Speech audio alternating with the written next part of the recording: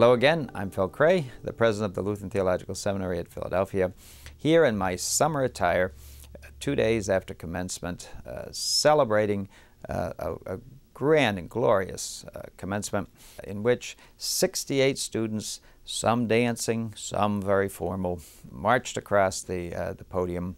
It was a great day. The Lord God held off the rains, so we stayed dry in a great and glorious tent in a festive occasion outside near the quad. And among many fine speeches, we heard a speech from Chris. He's the Executive Director of News and Public Dialogue of WHYY, our local public television station.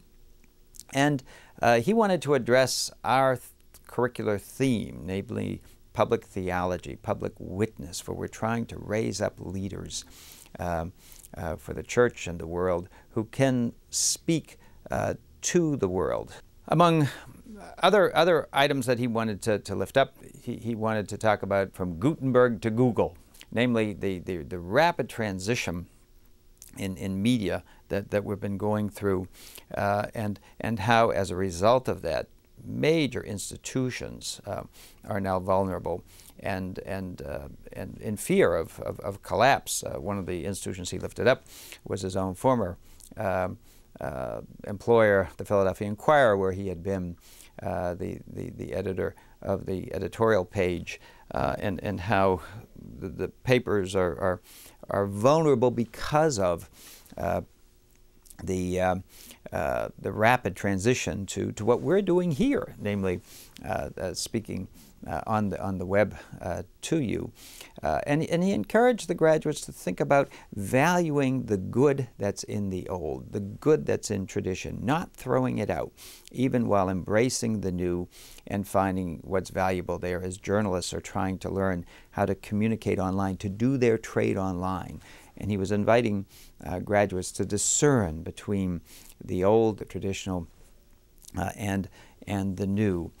He also spoke about, under the category of "you store it," how so many people accumulated so much stuff that they lost their homes, and and how we were all complicit in that, and now have to store their belongings in these rapidly growing businesses that are spreading all around the country, called You Store It and other names. And some people now without jobs can't even pay the monthly rent to store their material, and therefore there are auctions being held all over for stuff, he said. And what have we lost by overvaluing stuff? Have we lost community, the sense of the public, the sense of the church, the sense of families, the things that public theologians should address and should nurture? So it was quite a speech, a stellar speech.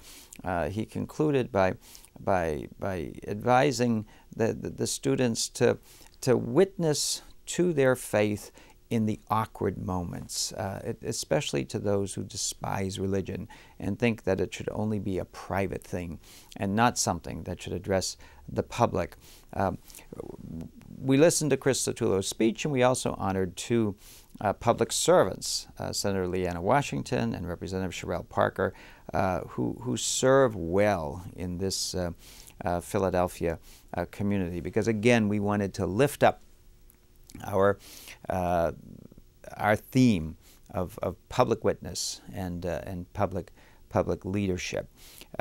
And as we were celebrating our students, at the same time, I was celebrating the fact that many of you in congregations and as individuals were sending gifts to support future students. For even now, our enrollment for this incoming year, our new students, is double what it was at this time last year. It's so exciting. It's hard to put that into words, but if you can imagine, we have doubled the incoming enrollment And your gifts, some large, up to $9,000, some smaller, 1,000 in the hundreds, multiplied by congregations and individuals across Region 7, are helping us to prepare now for this incoming class and another year. As you know, we've needed that, given that we too have been challenged by the economic crises. And we're not afraid to come and ask you who know the value of pastors and church leaders and teachers and all kinds of leaders that we prepare. You know their value. And so we thank you for your support, and we celebrate those who graduated Sunday and all the graduates to come. Thank you.